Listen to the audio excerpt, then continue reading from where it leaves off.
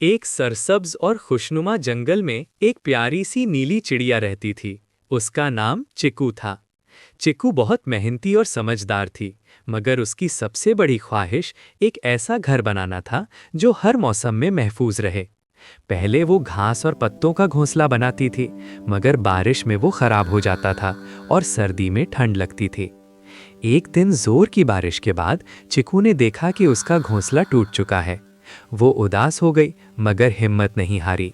उसने खुद से कहा, अगर मैं अक्ल से काम लूं तो इस बार मजबूत घर बना सकती हूँ। चिकू ने जंगल का जायजा लेना शुरू किया। उसे लकड़ी के छोटे टुकड़े, नरम मिट्टी और मजबूत पत्ते मिले। उसने सोचा कि क्यों ना लकड़ी और मिट्टी से घर बनाया जाए, जैसा कि इंसान बनाते हैं। चिकू ने अपने दोस्तों को बुलाया। कौवा लकड़ियाँ लाया, गिलहरी मिट्टी जमा करने लगी, तोता रंग बिरंगे पत्ते लाया और तितलियों ने घर को सजाने में मदद की। सब ने मिलकर काम शुरू किया। कई दिन की मेहनत के बाद एक खूबसूरत नन्हा सा घर तैयार हो गया। दीवारें मिट्टी की थीं, छत लकड़ी और पत्तों की थी, अंदर नरम घास बिछाई गई थी और बाहर दाने का बर्तन रखा गया था। चंद दिन बाद जंगल में शदीद आंधी आई।